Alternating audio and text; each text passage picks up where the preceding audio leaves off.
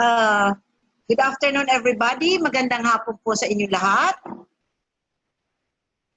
Wala yatang taga-Bisaya rito. Sana magsasalita po ako ng maayong buntag sa inyo. Pero wala pong taga-Bisaya. Sa North lahat po, no? So, magandang hapon po sa inyong lahat at magandang buhay. Welcome to our new normal way of distance learning ng Philippine Judicial Academy. Medyo mahirap po tayo ngayon, ano? Hindi po natin alam kung ano mangyayari. Tayo po ay, minsan ay mga takot. Minsan ay annoyed because wala po tayong ginagawa. Nasa bahay lang po tayo. Lalo na po ang mga senior na kagaya ko. Pero I would like to congratulate everybody dahil mapalad po tayo. We are all here and we are all safe. With this pandemic, nagbabasa po ako ng kung ano pwede makapagpa-inspire sa akin para maging ayos po ang aking pakiramdam. I don't know if any one of you have read, nabasa po itong 10 rules of Ikigai. Ito po ay Japanese art to a long and happy life. I would like to share this with you, the rules of Ikigai, para po makatulong sa atin ngayong time of pandemia. Ang sabi po rito, stay active, don't retire. You know, ladies and gentlemen, I'm already 81 years old, but I haven't stopped doing this kasi masaya po at para nakakapagpahaba ng aking buhay.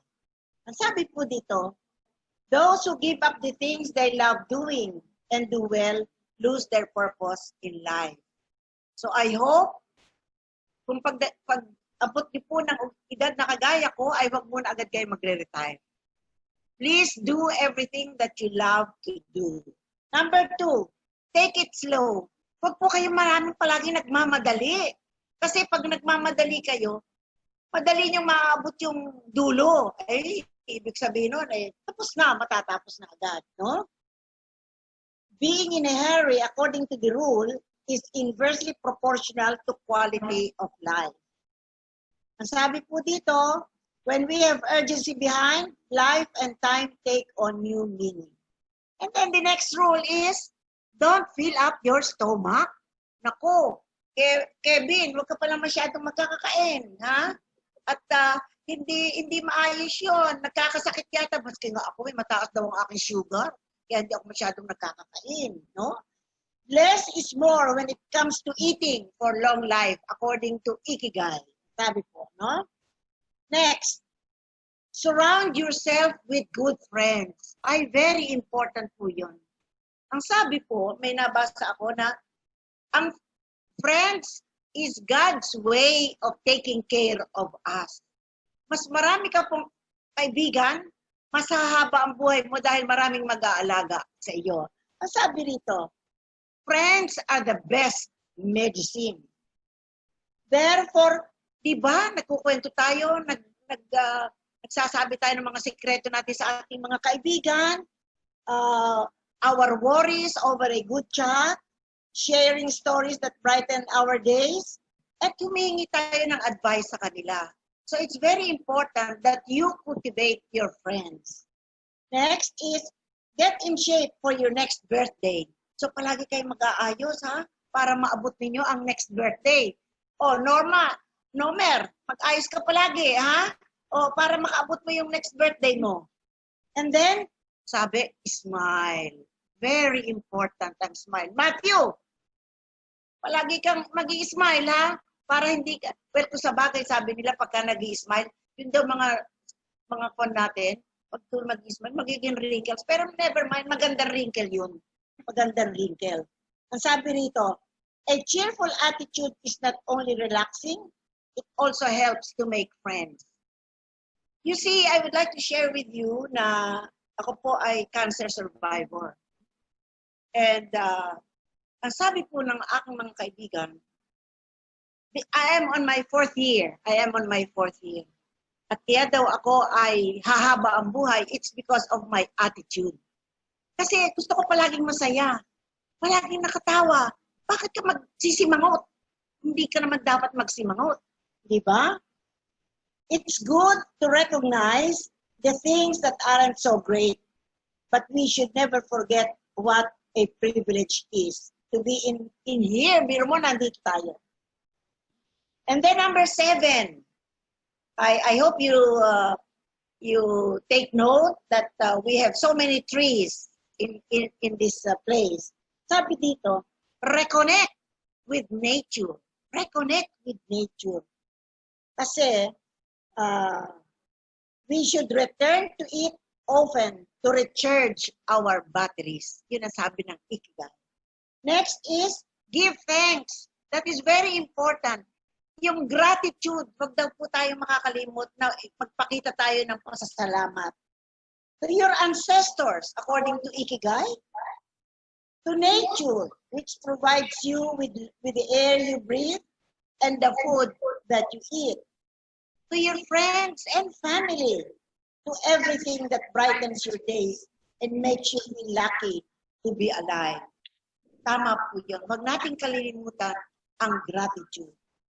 And then live in the moment, according to Ikigai. Stop regretting. Walang mangyayari yung nangyari in the past, no? And do not be afraid of the future. Ay, wala tayong magagawa. Bayaan na lang natin ang somebody up there who will take care of our future. And then, of course, number 10, follow your Ikigai. So I am sure that if we would be able to follow the Ikigai, we will have a long and happy life. Now, nagpasa rin po ako, alam niyo, mahal na mahal ko yung si Dalai Lama. Marami po akong natutunan kay Dalai Lama. Meron po siyang book, The Book of Joy. No? At this time, I would like to share with you para tayo maging, sabi The Book of Joy. Kailangan masaya tayo. Ang sabi dito, 8 pillars of joy. Sabi dito, get a wider perspective. Next, live with humility. Very important po ang humility. Huwag tayong magyayabang. Ano po ba yan? Hindi po kailangan magyayabang tayo. Tayo po ay pare-pareho lang. Hindi po ba? And then, laugh at yourself to develop humor. Then, you have to accept reality. Be forgiving. Cultivate compassion. Practice generosity and avoid being the source of your own unhappiness. So kung meron po kayong namasukan isang sitwasyon na nagbigay sa inyo, nagdulot sa inyo ng unhappiness, get out of it. Get out of it. Kasi kayo lang ang makaka-resolve. Alright. So ladies and gentlemen, I am tasked to discuss with you solemnization of marriage. But I would like to congratulate you for having joined the judiciary, no? But the problem, it's not really a problem, but from now on, until you retire, and during your retirement, kagaya ko, you will still be addressed as your honor. No? Pero may kaakibat na mga dapat nating sundin yan. No? Gaya na sinasabi dito, yung behavior natin magbabago. Kasi mga bago na kayong judges, no? I would like to welcome the family court judges, the 1 MTC judge, and the newly promoted RTC judge. Congratulations! You are the chosen people because hindi po kung sino-sino lang ang na-appoint. Hindi po ba mahaba ang mahirap ang inyong pinagdaan. Alright, one thing that you have to change is your behavior. Importante po yan. Hindi po pwedeng kayo kung saan-saan na lang pupunta. Nakagaya ni Maita na naka-shorts. Lalo na mga ladies. Pwede lang si Maita naka-shorts. Hindi yan judge eh. Pero ladies, wag na po kayo lalabas na kayo naka-shorts. Baka kayo chismisin ng mga tao makakakita sa inyo. Eh ako po mahilig mag-shorts, no? Gusto ko pupunta diyan po sa Quezon City Circle. Dati noon, masarap magpunta doon ng naka-shorts. Eh nakita ko, baka sabi ko, naku, baka may makakita sa akin. Chismisin pa ako. Sabihin ako, si Judge Tison, may bakekang. Eh naku, di na-chismis pa kayo. Di ba? And then, okay, huwag po kayong basta-basta sasakay na nag-iisa sa jeep. o sa bus, o sa Betty Cab. I am not saying that you should be very mataas. No, it's not that, ladies and gentlemen. You have to take care of yourselves. Alam nyo, meron po kami kasama sa Quezon City, RTC. Wala pong sasakyan noon. Nangyaring yung isang after office, sumakay po sa jeep. Binaril po, patay. Because, ladies and gentlemen, for every decision and order that we do, mayroon pong hindi magiging happy sa ginawa natin. We cannot be confident that everybody would love us or like us. So you have to take care of yourself. At saka importante po, no? Kasi mga bago kayong newly appointed, mag-ingat po kayo kasi tinatawag na kodakan. Oh, Judge, kodak muna tayo. Take care of pictures. Naku, mag-ingat kayo kasi you have to take care kung sino kasama nyo sa picture. Kasi, ito, driver itong si Nomer. Biro nyo kung medyo may kapilyuhan ito, kodakan sa akin, nahuli sa traffic. O di may picture na. Pwedeng kung salbahe ito si Nomer, sasabihin sa pulis, ay naku, kasi ihatid ko si Judge, o ito, tinan mo picture, magkasama kami. O, mabuti kung ganun lang po, pero baka mamaya kung saan po gamitin ang inyong picture. And then, pwede po ba yung mga iingatan nyo rin po wherein the parties that you have to attend to, no? Because you can never tell, the people there in the party might have cases with you, and perhaps you would not be able to stop them from approaching you. At pagka halimbawa may dancing pa, at kinuha kayong isayaw at sumayaw kayo, baka habang gaganyan kaya kayo, Judge, yung kaso ko po sa inyo, pwede po ba? Ano po bang gagawin ko? Tulungan nyo naman ako, Judge. Ay, ayan, mahirap na. May makakita sa inyo, nakasama yon, you will be subject to suspicion. And then your attire, just like I said, hindi na po kayo kagaya ni Maita na nagsushorts. No? Mag-ingat po kayo. At saka pwede ba? Huwag na naman kayong magsuot ng butas-butas. Bakit usap-usap butas-butas? Ay, ang laki-laki ng sweldo nyo. Oh, bakit kayo bibili ng butas-butas ng mga pants? Oh, kailangan po kayo ay palaging kagalang-galang ang inyong mga hitsura. Huwag po kayong lalabas ng hindi ayos, especially the ladies. You know why I'm telling you this? One time, I was, a friend approached me, asking me, "Uy, kilala mo ba yung judge na ganun?" Oo, bakit? Kasi dito sa aming subdivision, lumabas. Naka-duster na pagkalaki-laki at naka-chinelas, hindi pa yata magkaparehong chinelas. Okay ba yun? O may pagkaganyan? O yan, tingnan nyo. So, it's very important na ang inyong ayos ay always kagalang-galang. Huwag po yung do not let yourself be subject to scrutiny. Okay?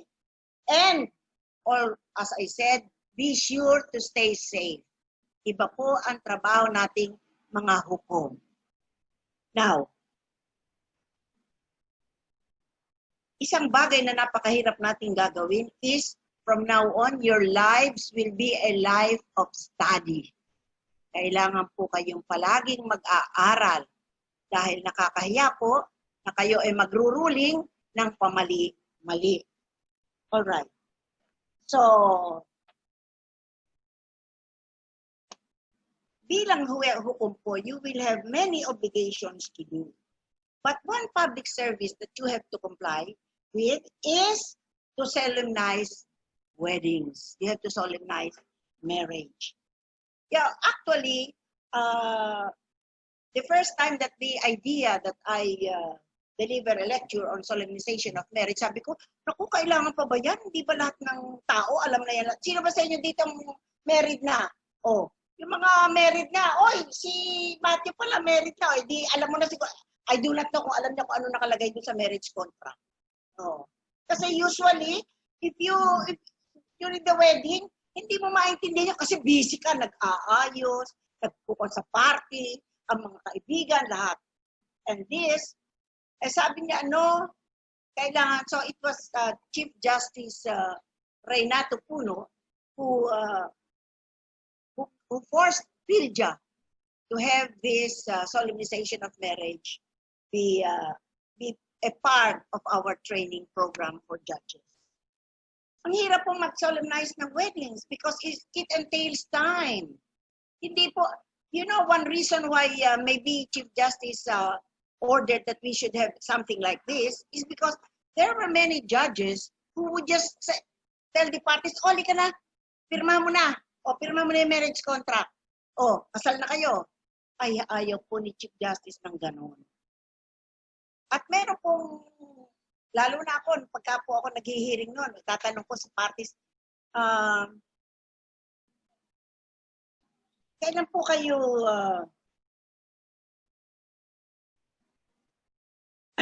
sino pong nagkasal sa inyo? Paano po kayo kinasal? Tatanong ko po. Ay, walang kwenta po yung aming kasal eh. Kinasal lang po kami ng huwes. Hoy, ladies and gentlemen, newly appointed judges, lang ba kayo? Ha? Hindi po tayo lang. Mabigat po ang ating trabaho, kaya kailangan ayusin po natin ang trabaho natin. Huwag nating ipaalam sa mga tao na basta-basta lang ang ating ginagawa. Nagagalit po ako o naiinis ako, I'm annoyed. When people, ikinasal lang ho ako ng huwes. Hindi po ba ang ikinasal ng huwes, yun po inilalagay sa local civil nirehistro? That's very important. And then also one thing that you have to do as judges when you solemnize wedding is, of course, you'll have to exert so much effort because you have to make the parties realize that what they would be going into would be, yung paper manila is a very, very special contract, making their union permanent. The nature, consequences, and incidents are governed by law. And their union would be the foundation of the family, and that it will be an inviolable social institution. So, ladies and gentlemen, as judges, when you solemnize weddings, what would be your obligation? Well, you have to see to it na yung sino-solemnize yung wedding would be valid. Huh? Should be valid. And that it would not, hopefully, not be the subject of a petition for nullity of marriage, annulment, or legal separation, or any problem that husband and wife may file before the court because of their problem. Next slide, please. Okay, so what are the points to remember in during weddings, when you solemnize weddings? Well, ladies and gentlemen, there are two things that you have to remember. Essential requisites of marriage and formal requisites of marriage. Any absence of the essential or formal, I will make the marriage void. But kung meron defect or irregularity, perhaps it will not affect the validity of marriage, or it may just make the marriage voidable. All right. So, what are these essential requisites? Okay. So you can refer to your the PowerPoint. Well, age, all right? Age. Legal capacity of the contracting parties. Age. What is our age requirement? The age requirement is kailangan must be above 18, at least 18 years of age. At least 18. Walang maximum age. Pwedeng 86 years old, mag-asawa pa eh. Natatandaan ko, ay, napanood niyo ba yung movie ni Eddie Garcia, tsaka ni Gloria Romero? They were lovers when they were younger. To make the story short, hindi natuloy kasi yung babae pinakasal ng parents sa isang lalaki. Hanggang pareho silang naging balo. They loved it, pareho silang nagkaasawa, but they loved each other so much that Eddie Garcia looked for her At nagkita sila. Alam nyo, no, nagkita sila. Matatanda na, marami ng wrinkle sila pareho. Naku, nagyakapan. Naku, nagalit yung mga anak. Sabi, hindi na raw nahiya yung lola nila. Ang sabi daw ng mga kapitbahay, ano daw, excuse the word, landi or kire, yung lola nila. But you know, they love so much. You know, nagtanan sila and they wanted to get married. But then, namatay si Gloria Romero before their wedding.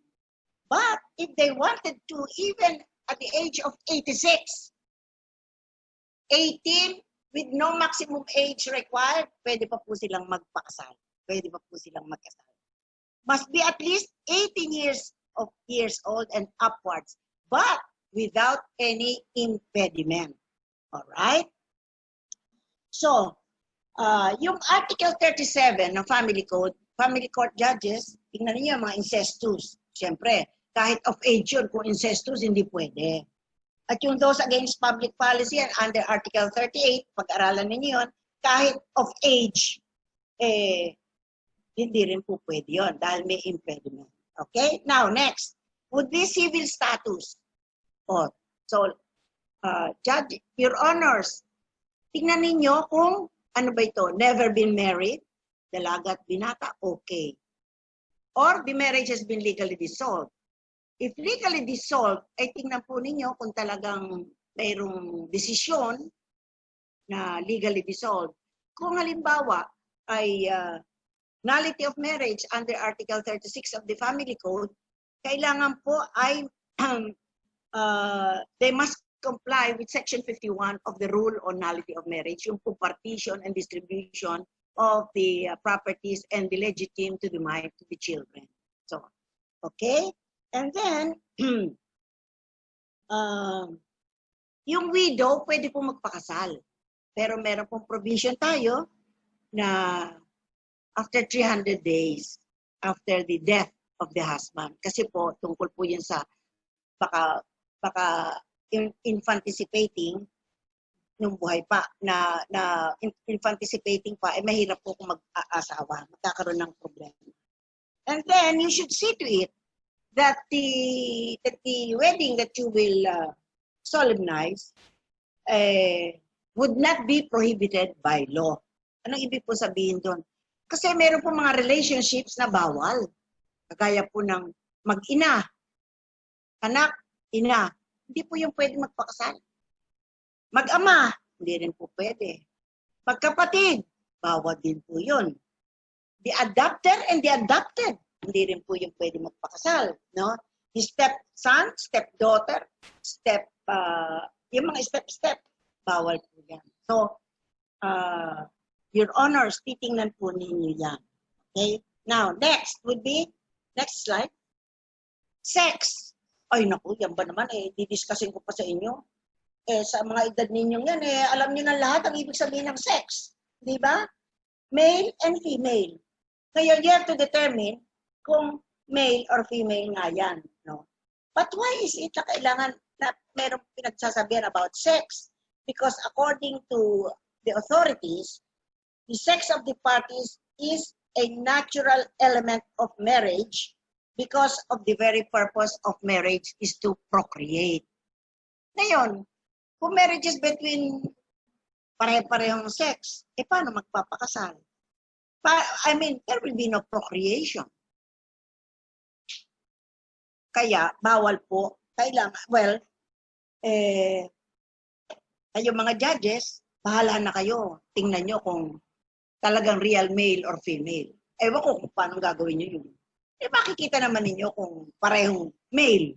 Di ba? Mga abogado kayo mga alam nyo na yan kung paano nyo malalaman yan. No? Now, ang sabi dito, kung halimbawa may magpapakasal at parang manloloko na, di ba yung kagaya nung nangyari kay Pemberton? No, ganyan. Maaaring may ganyan din na they will be married, but for example, male and female, ang sabi ng authorities ay it will not have any effect on the persons and properties of the parties. But the one celebrating it na alam na ganyan na parehong hindi male and female may be subjected to damages. Okay? They have no legal effect on the persons and properties kung may nanloloko about babae o lalaki. Now next will be consent. Consent freely given in the presence of the solemnizing officer. Okay? So, that's why wala po tayong marriage ng by proxy. Because it is provided that the parties must be personal, must personally appear before the solemnizing officer and take each other as husband and wife. Yung consent mo, ay alam naman ninyo, cannot be taken by force, duress, or intimidation that will vitiate consent under Articles 45 and 48 of the Family Code. Now, sinasabi po rito that the consent must be conscious and intelligent. Kailangan naiintindihan po ng parties na talagang magpapakasal sila, na magpapakasal po sila. Must be real and not in jest. Ay, napanood nyo ba yun? At saka, intelligent, conscious, and must not be affected by hypnotism, insanity, or drugs, or ano pang yan? Intoxication. Okay. I remember I was able to view that movie of Catherine Bernardo and Daniel Padilla, na pareho silang lasing, di ba? Lasing yun, nagpakasal sila.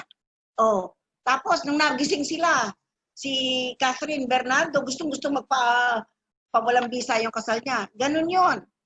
Kasi ang consent was not freely given, not consciously given, not intelligently given. Now, a pretended marriage, no? Di ba ba, kunyari, babae at lalaki nagpretend na they are going to get married. But yet, after the ceremony, both of them did not even act in such a way that they knew that they were entering the married state. So, ang sabi dito, a mistake as to the nature, the ceremony, the identity of the parties would actually be no consent given. Kasi, hindi, akala mo, hindi naman kayo ikakasal. Umuo ka. Siyempre, hindi niya naintindihan yun. O di kaya akala niya, ikakasal sa kanya, si Cordapio. Hindi pala, kundi si Pablo. Hindi rin pwede yun. There is no consent there. Okay? Okay? Must be real, conscious, and intelligent. Next slide. Okay. No marriage by proxy, ladies and gentlemen, because the parties must appear personally before the solemnizing officer. Next slide. Now, parental consent under Article 14 of the Family Code.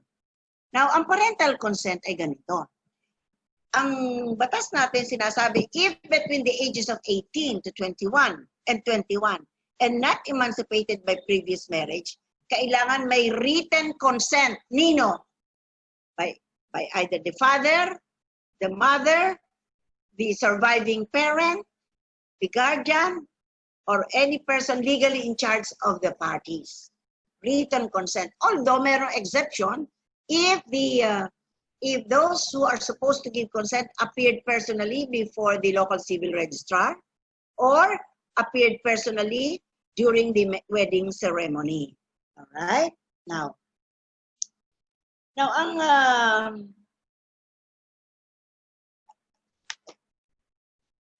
yung in writing, yan po ay makikita. Kung in writing, siyempre nakalagay po yan pagkuha po ng marriage license. Okay? Now, parental advice, ito naman yung if between the ages of 21 to 25.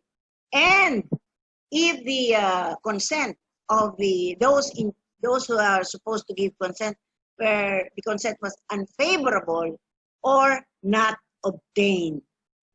If without parental advice, pwede rin daw po, hindi naman po, still valid daw po ang marriage. Still valid, okay?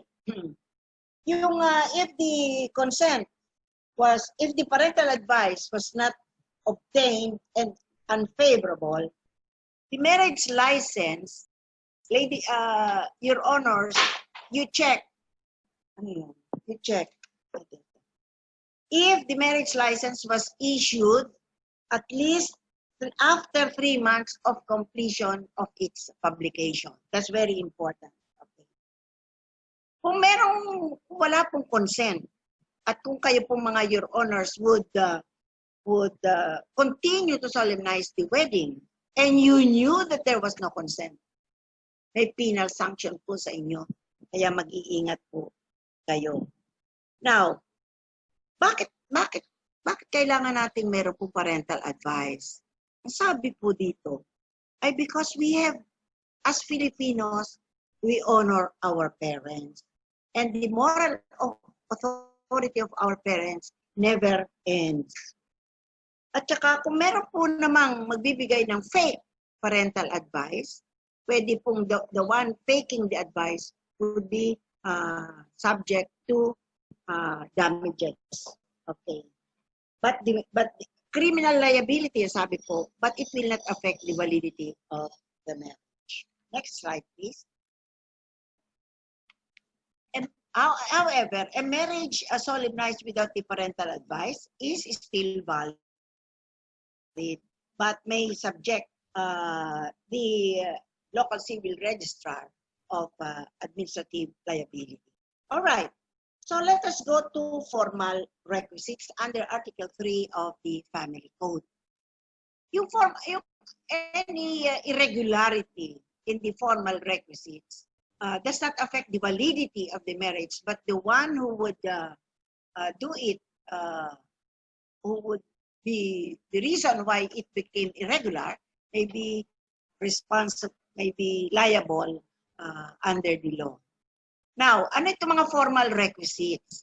One, yung authority of the solemnizing officer.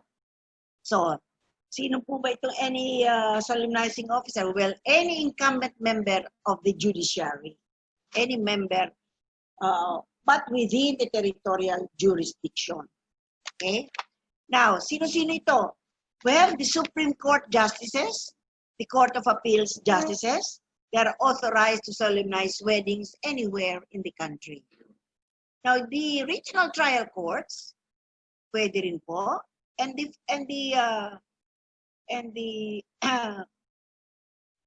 MTC judges, etc. Yung last rank natin ng ating mga judges.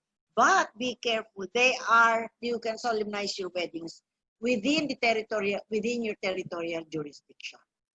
So ano pa? Yung justices of special courts. Sino po sila? Yung pong justices of the Court of Tax Appeals. Justices of the Sandigan Bayan. They can solemnize weddings anywhere. And then we have the Consul General, the consuls, the vice consuls. They are authorized to solemnize weddings because they take care of the matters of the Filipinos within their area of responsibility. But mind you, the ambassadors have no authority to solemnize weddings. Siyempre, yung po mga metropolitan trial courts, meron tayo ditong isang taga-MTC, pwede po yang mag-solemnize ng wedding. But of course, kayong mga judges within your territorial jurisdiction. Now, next slide. Yung priests, rabbis, imams, ministers of any church or religious sect. Pero there are conditions that this group of people can solemnize the weddings. Unang-una, they must be authorized by their respective religion or their respective churches. And their authority must be registered with the Civil Registrar General. And at least one of the contracting parties is a member of the sect or the church. Yan po ang mga condition. Next is the valid marriage license. Alright? So, kailangan kukuha po ng lisensya, no, kung sa residence ng parties. No? Pero, may exception. Ano po yun? Yung po mga marriages under Artikulo Mortis, ay ibig mo sabihin yung malapit na mga mamamatay, pwede po silang ikasal ng walang marriage license. Saan po ito maaaring mangyari? Ano, mamamatay po pero nakatira sa malayong lugar, living in an inaccessible place. And then those solemnized by the ship captain or the airplane pilot. But hindi po ibig sabihin yung talagang kapitan lang ng ship or the pilot. Hindi po. Ang ibig po sabihin ito, must be the chief of the ship or chief of the airplane. No? Yung military commander within the zone of operation, whether the parties to be married are members of the military or civilians. Muslims and minorities, if the wedding will be done under their customs and rights. And those who have cohabited for at least 5 years. Okay? Now, kung foreigners naman, ito po medyo nung ako po ay judge, ay medyo nahihirapan po kami noon kasi nakalagay dito, the foreigners must present the certificate of legal capacity to marry by their respective embassies. Ay, noon po, ewan ko ngayon, pero may narinig po ako na may mga embassies na nag-i-issue daw po ng certificates na ngayon. But during my time, ako mahirap, hindi po nag-i-issue sila. Hindi po sila nag-i-issue. Okay, issue. O sige, kinasal po, no? Artikulo Mortis, yung parang mamamatay na. O, di tinanong, okay naman sila, so kasal na sila. Ngayon, may issue. Kung halimbawa nag-recover, nabuhay ulit. Hindi naman talaga nabuhay, kundi mamamatay na kasi. Nag-recover. Sabi po ng authorities, okay din yun. Kahit mag-recover, still valid. Okay? So, meron dito akong nabasa na it is not required under the family code na kailangan ang marriage license between marriages between Mohammedans and Christians. Yun po sabi. Oo. Now, next slide. Documentary requirements. All right?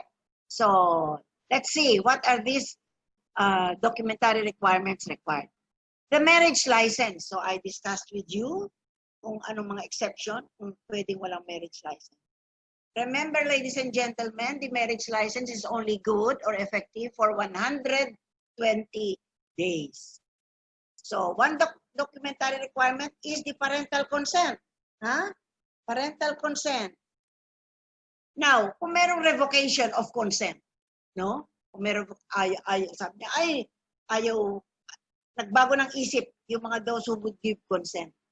Well, this is okay, but the revocation must be made known to the parties and the solemnizing officer. Okay? Of course, the parental advice. And of course, if previously married, meron pong condition dito kung anong document na pakikita nyo. If previously married, siyempre, kung halimbawa, nullified under Article 36. So yan okay po, may decision, final decision, but it is important that even in annulment, that they should present a certificate that they complied with Section 51 of the rule. Ibig po sabihin, on the partition and distribution of the properties and the legitimate of the children. Now, kung halimbawa po, sabi na matay na, patay na yung asawa niya. Well, the surviving spouse who shall be married must present an affidavit or certificate of death.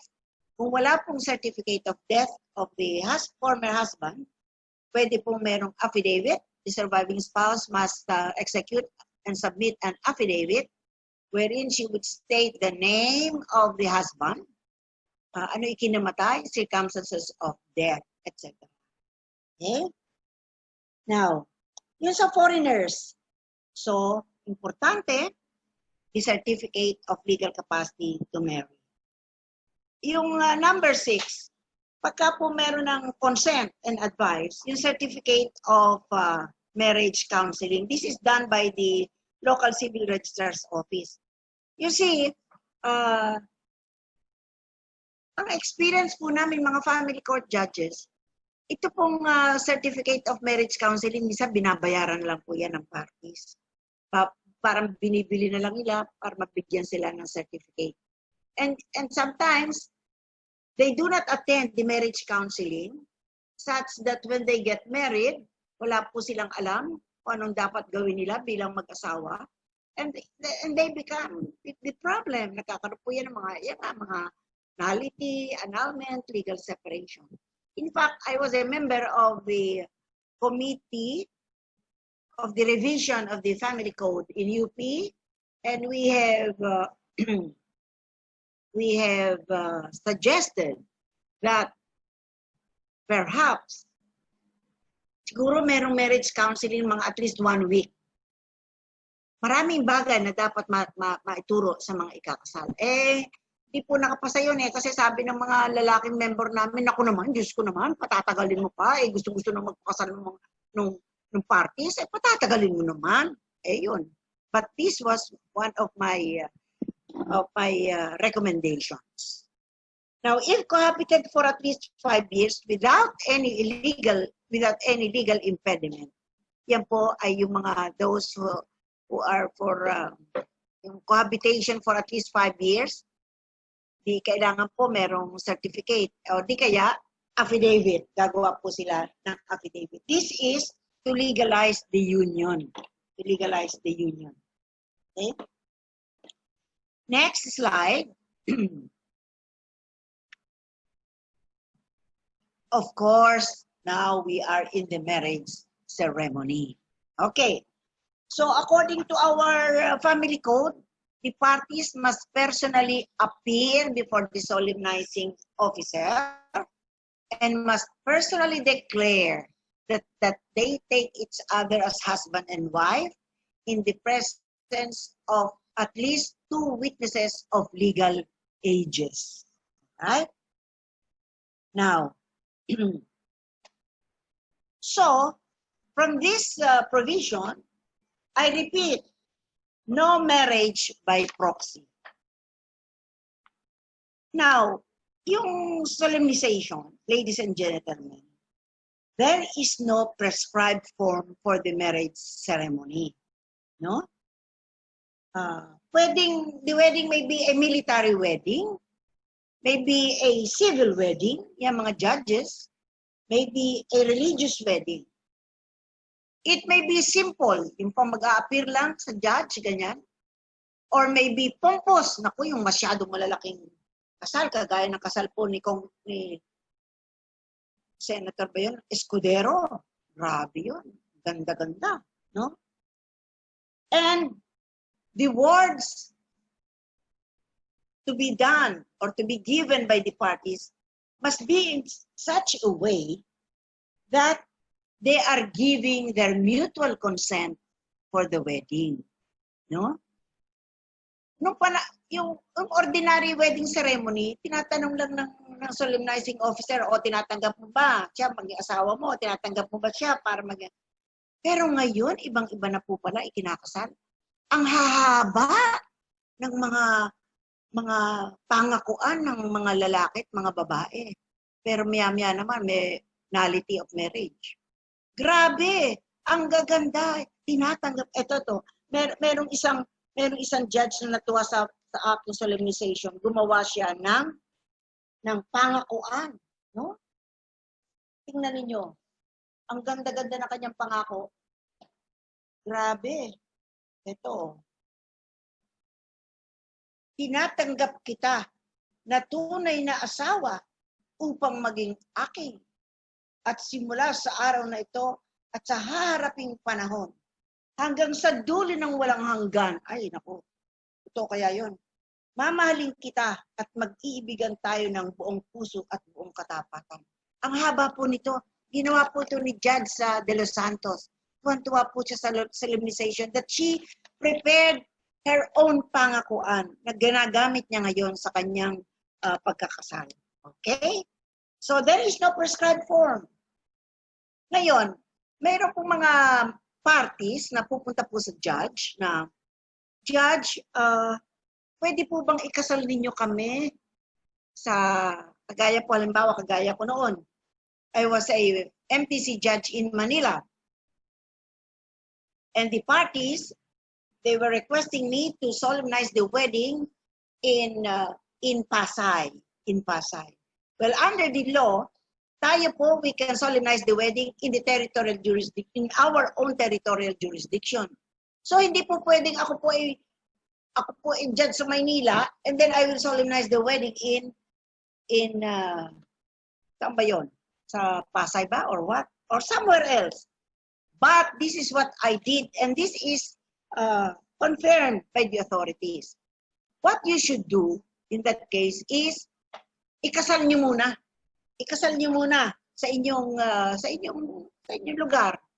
Sa Maynila, ikinasal ko muna sa Maynila, and then after that, doon po naman sila ikinasal sa requested place where they would wanted to solemnize their wedding.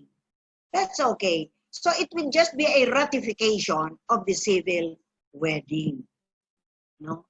Actually, the religious wedding is ang talaga po inirerehistro in the local civil registrar's office is the one solemnized by the judge. And the religious wedding would just be for sentimental reason. Ang nakalagay po sa rehistro ay the one to be solemnized by the judge. Okay?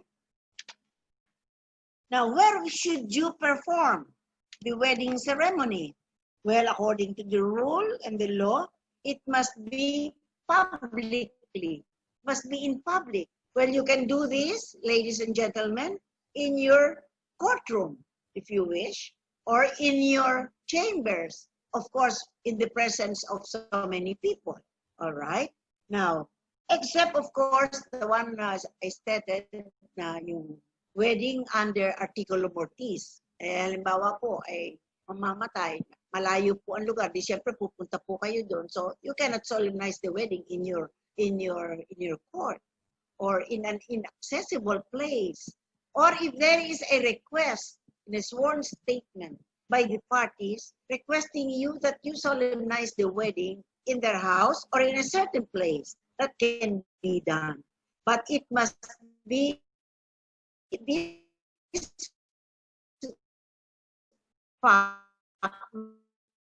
stated in the, okay? Now, the place chosen, ladies and gentlemen, be careful, must be within your territorial jurisdiction. Must be within your territorial jurisdiction. Now, yung fees, naku, ito po importante. Next slide. Fees. Napakamura po magpakasal. So, importante po ang maging maingat kayo kung kayo po ay nagsosolemnize ng wedding. Usually, pagka pampunin nyo ng wedding, pag solemnize ninyo, minsan kukumbidahin kayo, may regaluhan kayo ng parties. Naku, huwag nyo nang tanggapin yun. Kasi yan po minsan na nag-uumpisa ng kalokohan at napapaghinalaan kayo ng masama ng parties. So I would suggest na kung ano lang po ang dapat bayaran, yun lang ang kukunin. I-train po ninyo ang inyong branch clerk. Okay. So ganito po, no? So kung may marriage license po ang parties, pupunta nga po sa clerk of court at doon sasabihin po ay papresenta yung mga papers. At checkin po yan ng clerk of court. Now, pagka po ayos, para raffle po ng clerk of court. At kung matapos pong maraffle, ipadadala po yung inyong papers ng parties sa kung sino pong napili sa raffle. Okay? So, it is forwarded to the assigned judge. So, ladies and gentlemen, it is prohibited that you will perform the wedding ceremony kung merong lacking or without the supporting documents. Very careful kayo at saka yung mga nagmamadali. No? It's very important. Kasi noon po, maski sino pwedeng piliin ng parties kung sino magkakasal, ay marami nga pong kalokohang nangyari dyan. In fact, doon nga po saan ba yun? Sa Pampanga. Yung po mga military doon, mga ganyan. Naku, ang lalaki pala na kinikita ng, excuse me, yun ang sabi. Hindi ko po naman alam kung totoo yun. Pero nagka-problema po dyan kasi may mga chismis na sobra pong mahal. Naniningil po ang mga judges, mga $5,000, etc. Hindi ko po naman alam niya, pero sinasabi ko lang sa inyo, sinishare ko sa inyo so that you will take care na hindi po mangyari sa inyo yan. No? That's very, very important. Okay? Now, you ladies and gentlemen, if it's wanted to you, train to check again the papers formatted. Okay? So, pupunta po doon, ano? Yung parties, with the papers, no? Now, you have to be, you train your branch. Kasi po, the marriage contract, maraming pipili pa po yan. Submitted to them, to the court. Now, it is very important na tama-tama po, even the spelling, see to it that everything is okay. Because if there is something wrong, and rehistro na, it would not be easy to change anything in the marriage contract unless they have to go to court for correction of entry. So that is very important. So you have to check ninyo. So on the wedding date, alright? Ano bang ginagawa ko nun? So ito po, upon the receipt of the documents, so you let your branch clerk check if they are okay, and then ipa-fill up ninyo yung marriage contract. And then, you let the parties choose the date. Kailan nila gustong mag-solemnize kayo ng wedding. But, see to it that the chosen date is within the effectivity of the 120 days effectivity of the marriage license from date of issuance. And then, tell your branch clerk, I do not know what would be your formalities. Depende po yan sa inyo.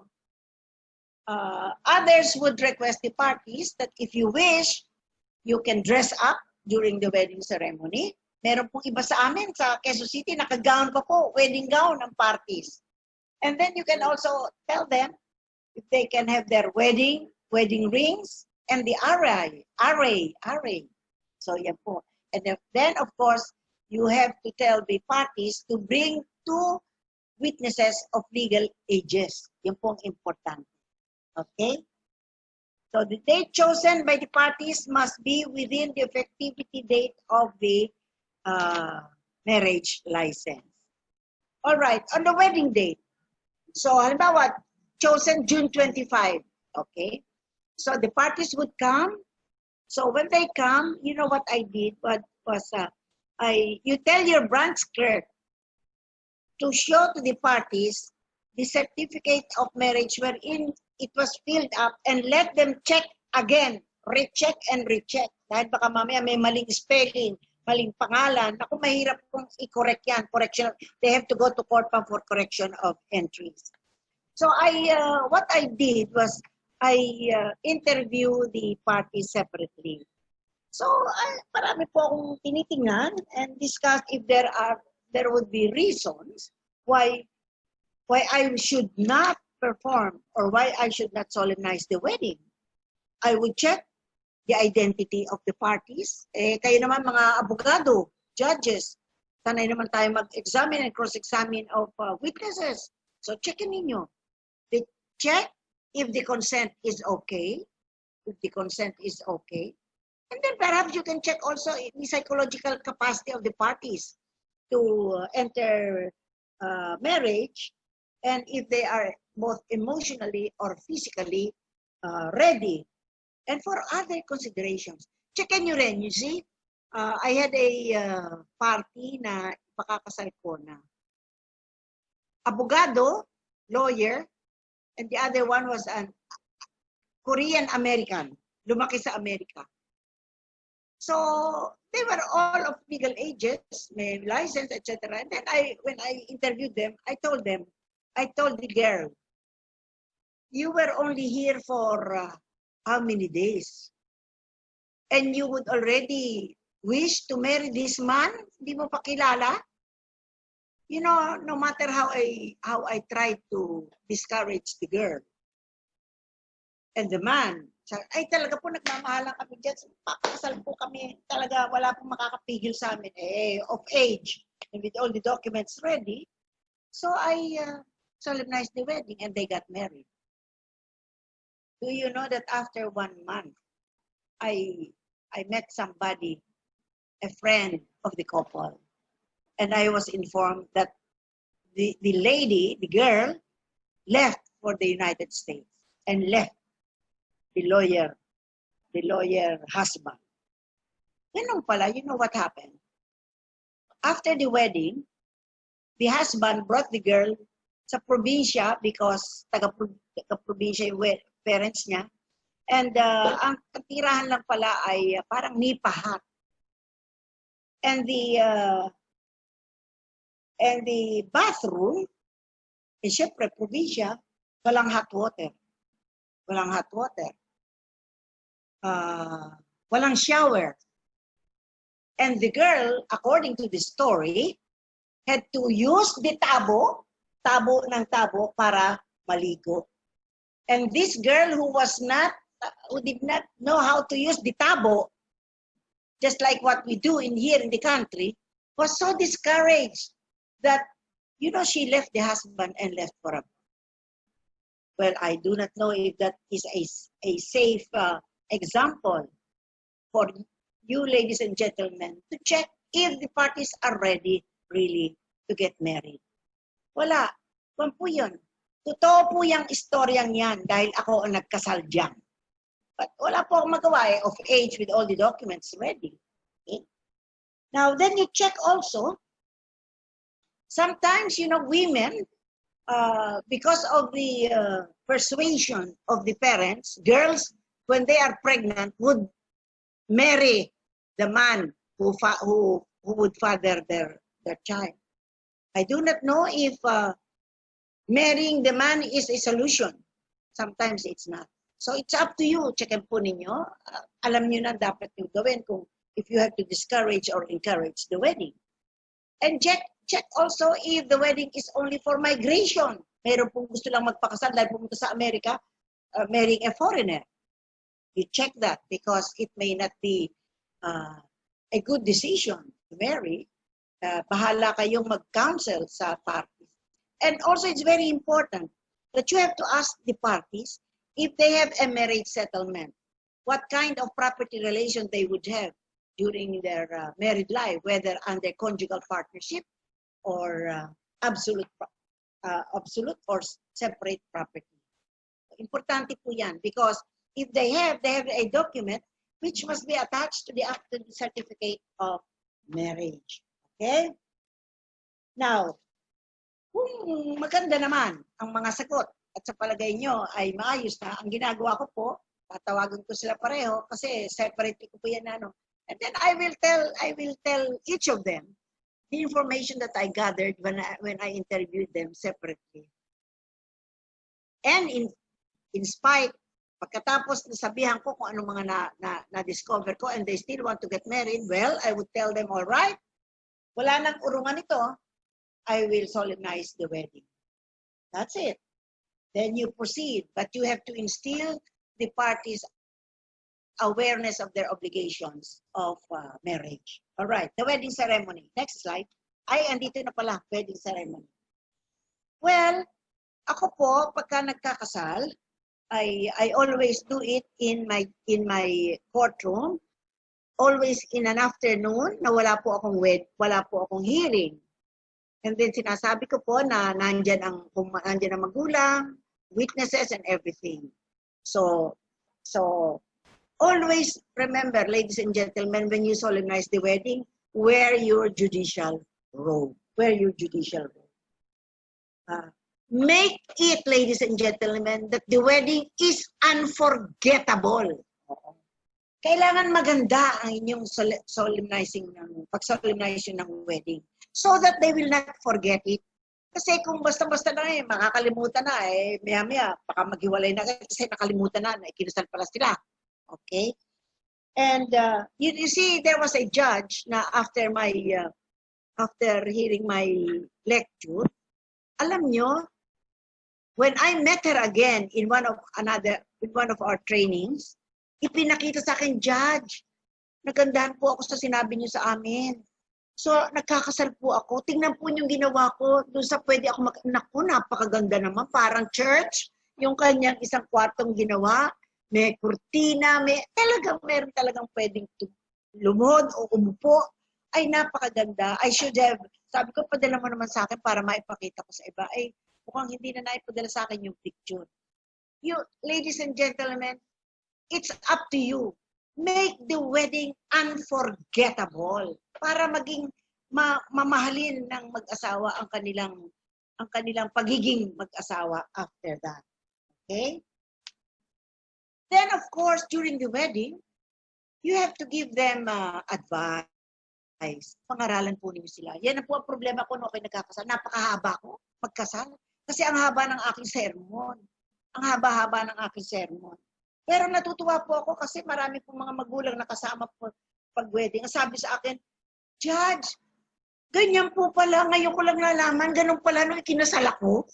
Hindi ko po naiintindihan kasi kako because you were so busy preparing for the wedding reception. At nag-iintukan po kayo ng inyong pag-aayos, ng inyong gamit, ng inyong damit. Judge, ngayon ko lang naiintindihan yung wedding.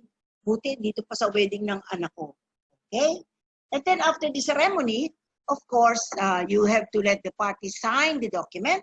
Ito po, pipirmahan ninyo. Marunong naman po tayo lahat magbasa. Papasahin nyo. At kung in articulo mortis, meron din po dito. Pero sa likod, basahin po ninyo. And it will be very easy for you to solemnize the wedding. Okay? Then you have, okay. Now, tinignan ko po ang listahan natin. Wala po naman tayong mga Muslim judges. Now, yung pong sa Islamic law naman, ang magaling po sanang mag-lecture dito yung Muslim din, no? But then I will just, yung Islamic law on wedding applies where the parties are both Muslims. Or kung pwedeng may isang pong Muslim. So, Muslim fund din. And the essential requisites in Muslim weddings ay halos pareho rin sa atin. Yung legal capacity of the parties. Doon po ang legal capacity ng male ay 15, bata. At sa babae naman po, basta they have reached the age of puberty. Okay? 15 din siguro. Ang babae pagka siguro 15, siguro nagme-menstruate na. And then the mutual consent, pareho rin. Yung offer and acceptance. And then stipulation of may mga dowry po sila. Yun lang po naiba sa atin. Yung marriage license not necessary under the Muslim law, as long as it will be solemnized in accordance with their rights and customs. And then ang marriage license din na kailangan. Ang wedding ceremony po, no particular form also. But the one who is authorized to solemnize the wedding is the Sharia judges, incumbent judges of the Sharia courts, the Sharia circuit courts, and any person authorized by the judge within the court's territorial jurisdiction. Where any mosque or office of the Sharia judge, or the office of the district or circuit registrar, or at the residence of the bride or her guardian, and any place or where the parties would like to have it solemnized.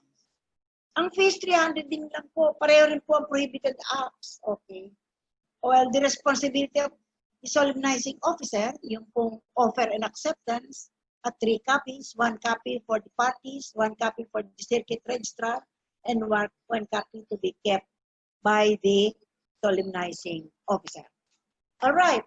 So I hope, ladies and gentlemen, na naintindihan po ninyo yan, and I do not like you to commit any mistake when you solemnize wedding that will make you be the problem of the judiciary. Marami pong naging problema diyan sa wedding. So kung may magre-regalo po sa inyo because of solemnize ng wedding, huwag na po ninyong tanggapin. Kung kumbidahin po kayo sa restaurant para kumain, huwag na po kayong sumama. And of course, yung pong wedding, yung mga fees, wag po kayong, but mahigpit po yung nangyari sa isang judge namin. Yung judge namin during my time. Yung po ay judge sa Makati. At yung po ay pinaglock ang kanyang opisina ni DCA Vilches. At nagkaroon po ng problema na I think the judge was dismissed. Okay? Why don't I demonstrate how to solemnize the wedding? You know what I did? Lahat ng mga inatenan kong weddings, kumuha ko nung mga nuptial, yung wedding ceremonies nila. Tapos kinuha ko yung medyo magaganda, nilagay ko rito. I do not say na ayos ito. Gusto ko gawin nyo, improve on it, pagandahin ninyo. Kaya nga nang sinabi ko sa inyo, yung si Judge De Los Santos, gumawa siya ng sarili niyang ganito, pangakuan, mamaya pakukuha ko sa inyo. At saka, ngayon, dahil ako magde-demonstrate, meron po akong ginawang rings, no? Ito po gagamitin nila. At meron din po akong aras, mga coins. Alright? So, pwede po bang, ngayon, may I call on Judge Julie Mercurio. Pwede po ba kayong will act as bride? And also Judge Rene de la Cruz. Kaso, hindi po tayo pwede magsama. Hindi pwede tayo face-to-face. So, kumuha po ako ng magpo-post na kunyari kayo yon. Nasaan po yung mag-aakto na Judge Julie Mercurio? Ito po ang mag-aakto si Jelly from the Philippine Judicial Academy. Sino po pwedeng mag-Judge Rene de la Cruz? Si Kevin, also from PhilJA. Okay. So, aayusin ko rin po itong pangakuan na sinabi ko sa inyo na ginawa ni Judge De Los Santos. Alright. So, mag-umpisa na po tayo. Dito po kayo. Yan ha. Ang lalaki, ang babae yata nasa kanan. Kasi pangit ang kaliwa. Kasi para mangangaliwa. No? Para mangangaliwa kung nasa kaliwa. Okay? So, ganito po yon. Ako po meron ganito. Ginawa ko po ito para pagka kayo nagkasal, kung na po ninyo, may ready na kayo, hindi na kayo mag-iisip. Alright? So, let's begin. Sasabihin ko kayo si Judge Julie and Judge Rene. Okay? Judge Julie, andito po kayo. Judge Rene, andito po rin kayo. Alright? So, kunyari po ay tayo mag-uumpisa na po tayo. Okay. I have gone over the documents of the herein bride and groom, and I found that they are in order, so that we can proceed with the wedding ceremony. Judge Julie Mercurio and Judge Rene de la Cruz, you are here today to seal your love with an eternal bond before this court. May the community pour their abundant blessings on your love and help you to carry out the duties of the married state. And dear sponsors, we will presume na meron kayong mga sponsors dyan sa likod. At ang witnesses po natin ay lahat po ng participants na mga judges. Kayo po ang mga witnesses. Okay? And you, dear sponsors, relatives, kayo marami diyang relatives and friends, may I ask you to help them as a new couple in our community and in the community of all men everywhere. Their marriage, which we will witness today, will confirm their union to one another. Let us therefore rejoice this day with Judge Julie Mercurio and Judge Rene de la Cruz. Let us anticipate that the joy that is theirs today may remain with them all the days of their lives. So ang ating po mga sponsors, may I request, dyan po kayo sa likod. Okay. Now, may I now ask you to answer truthfully the following questions. Judge Julie, Did you come here of your own free will to bind yourself forever in the love and service of your husband? Sagot po kayo. Okay. Judge Rene, did you come here of your own free will to bind yourself forever in the love and service of your wife? Okay. Judge Julie and Judge Rene, are you both ready to raise as good members of the community the children whom you will have? Okay. All right. Judge Julie and Judge Rene, since you wish to contract marriage, please join your right hands and express your intention before me and the laws of this country. Ay, maghawak naman kayo. Okay, yan. O, kakasal kayo eh. Totoo bang magkakagustuhan kayo? Bakit ayaw niyo maghawak ng kamay? Okay. Judge Rene, do you accept Julie here, present for your lawful wife according to our laws?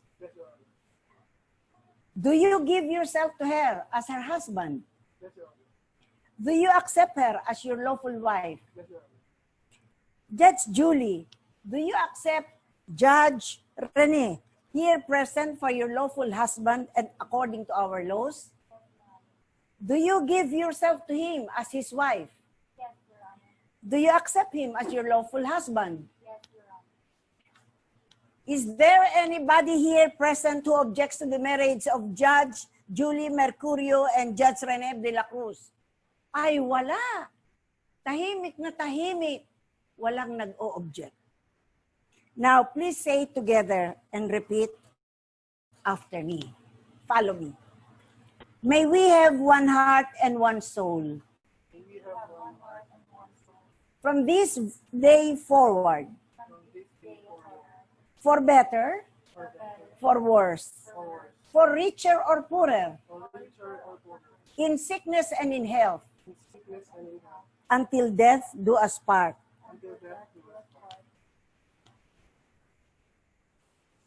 Will you also please repeat after me? This is in the dialect.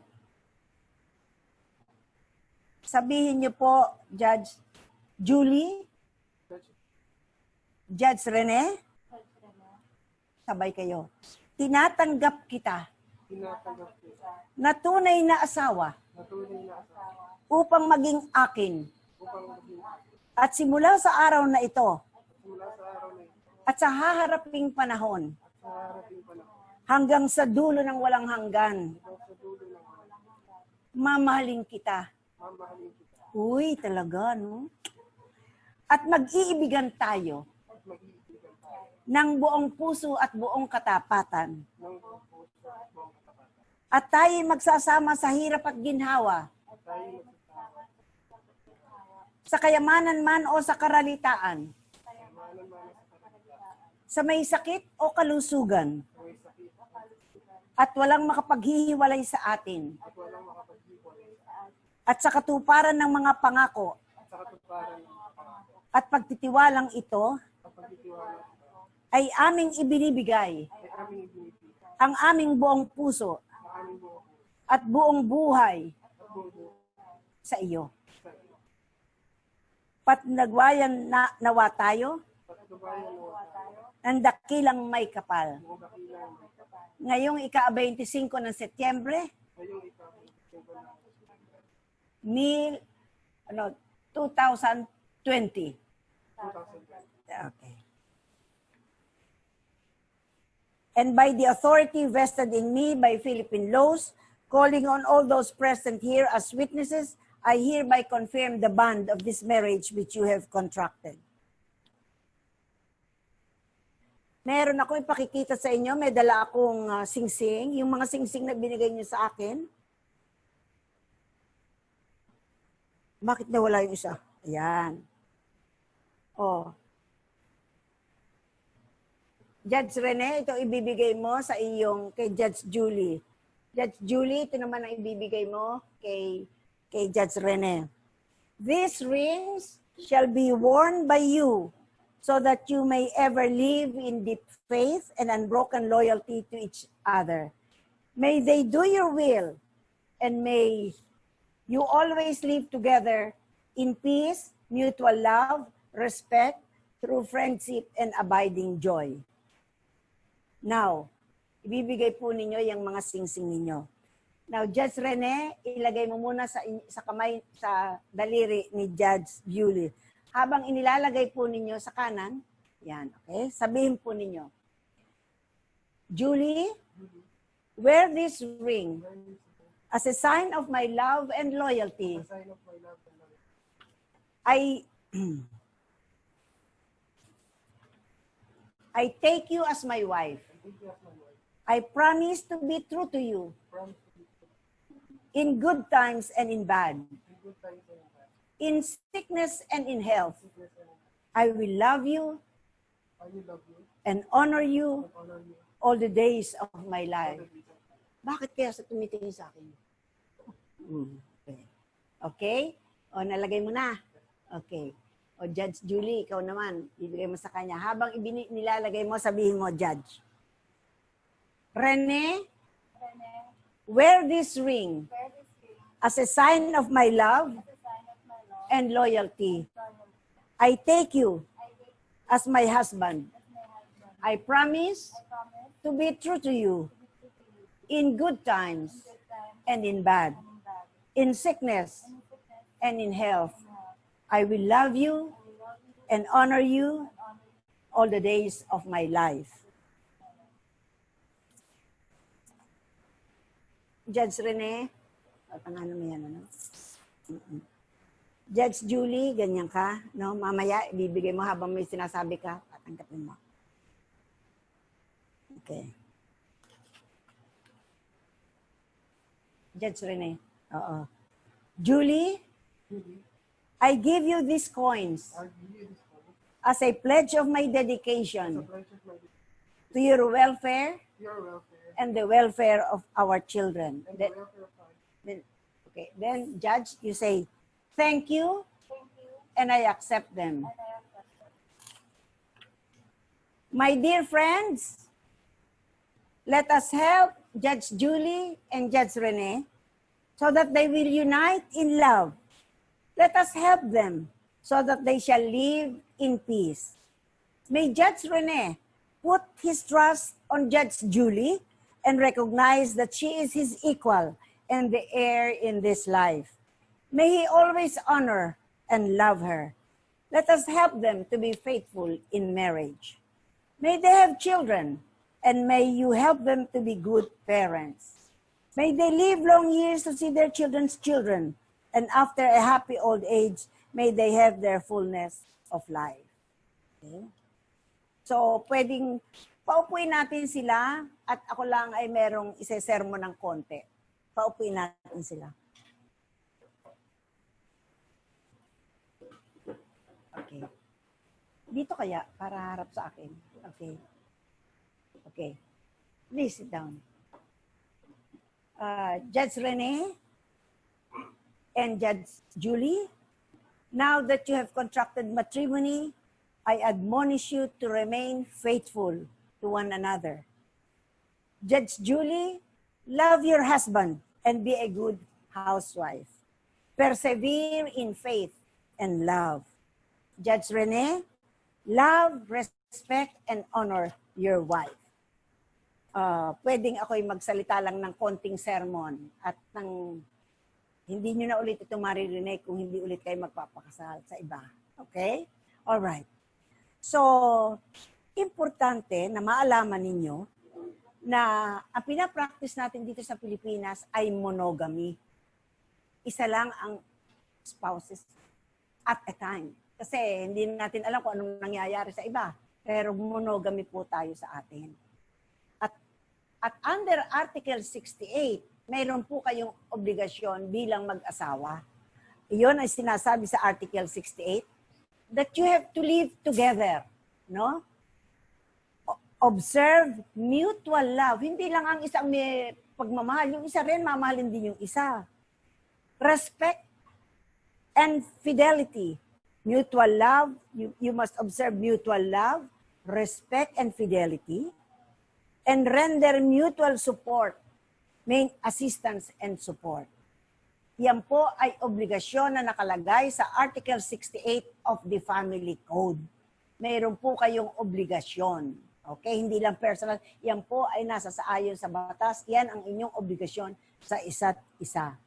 Now, nakita po ninyo ang singsing na ibinigay ko sa inyo, bilog. Ang ibig po sabihin yan, bilog, walang katapusan.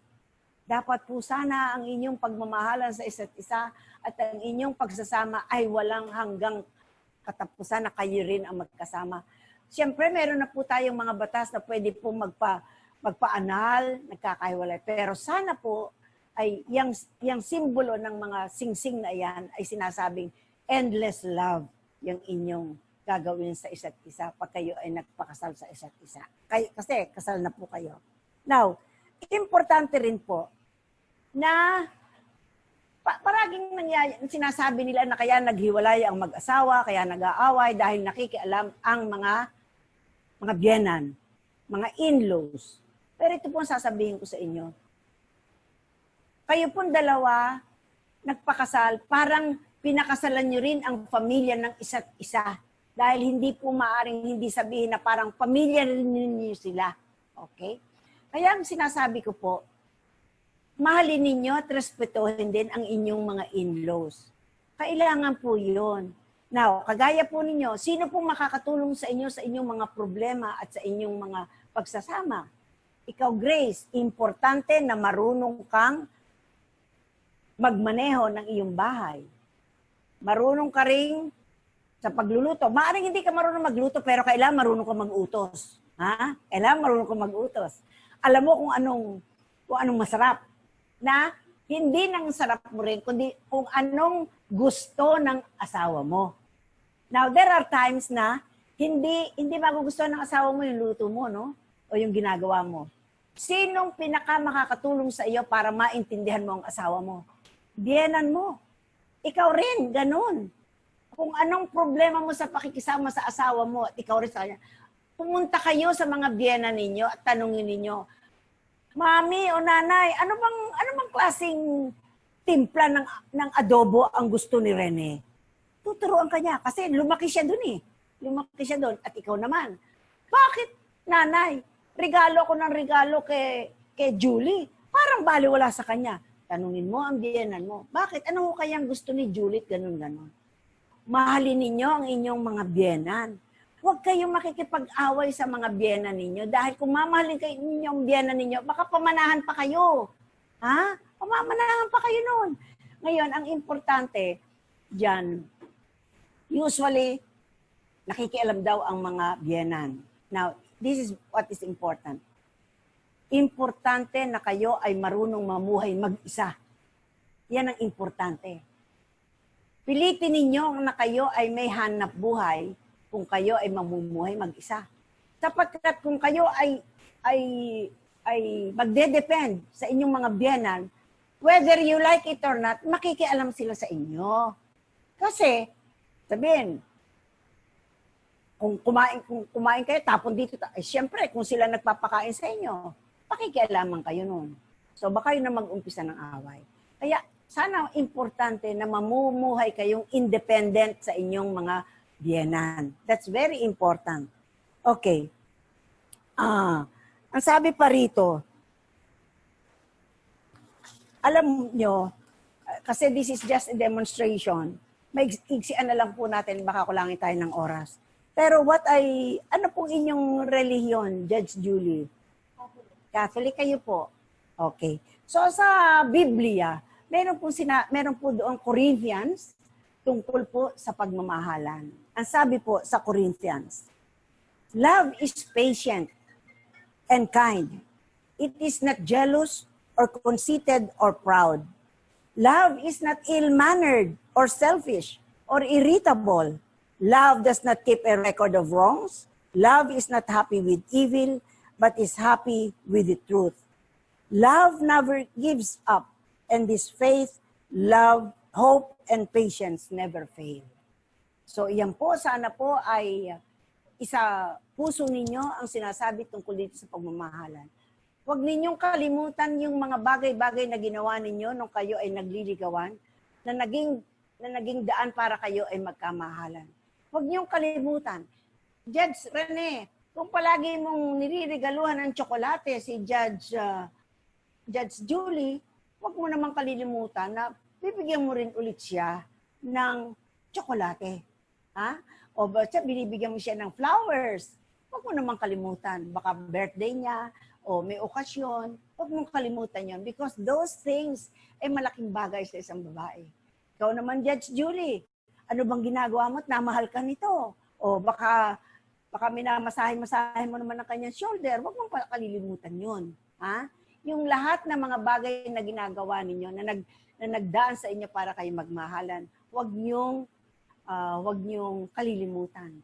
At importante na kayo ay you will have to respect each other. Yung iba, pagka nagliligawan, naku, masyadong respeto, inaakay, pero pag nagpakasal na, ay yung babae nandun na sa malayo, hindi na iniintindi ng lalaki.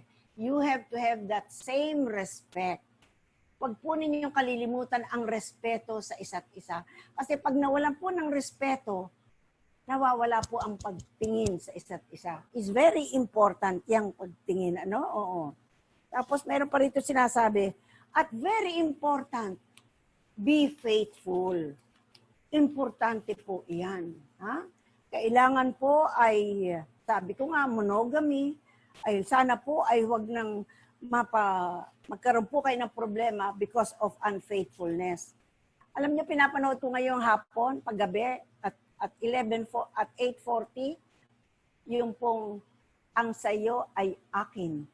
Naku, grabe po dun. Ang emotional conflicts, kasi merong unfaithfulness, merong greed. Ha? Yan po. You have to know how to share. How to share what you have. Huwag po kayong magiging madamot sa isa't isa. Importante po yun. Minsan ang little things na akala nyo, i-ignore nyo lang dahil, ay, asawa ko na naman yan. Hindi po. Mas malaki ang inyong pagtingin at pag-intindi sa isa't isa ngayon kayo ay mag-asawa na.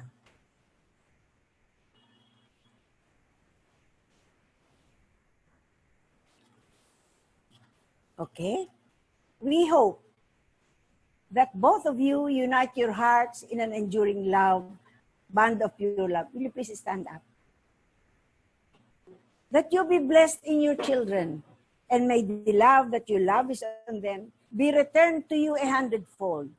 That peace dwell always in your hearts and in your home.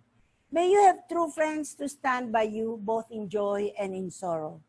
That you may be ready with help and consolation for all those who come to you in need, and may the blessing promised to be compassionate descend in abundance in your home. May you be blessed in your work and enjoy its fruits. May care never cause you distress, nor the desire for earthly possessions lead you astray. May your heart's concern be always for the treasures laid up for you in heaven in accordance with your religion. May you have the fullness of years so that you may reap the harvest of good life. The ceremony is now ended. Judge Rene, you may now kiss your bride, Judge Julie. Yay! Let us give them a big hand. Wala. Judge Rene, Judge Julie, wala. Ewan ko kung may kissing daw. Wala po, may COVID daw At saka nakamask sila. Okay? So, congratulations, Judge Rene, and best wishes, Judge Julie. Thank you. Okay. So, please sign this marriage contract. So, papipirmahin ko na kayo. So, alam niyo na, ladies and gentlemen, I already discussed with you what you should do after the wedding ceremony. You must let them sign the marriage contract. Thank you very much. Congratulations and best wishes. Okay. Judge Rene and Judge Julie, I hope you will remember what we have done and the role that that Jelly and Kevin did for us. Thank you very much.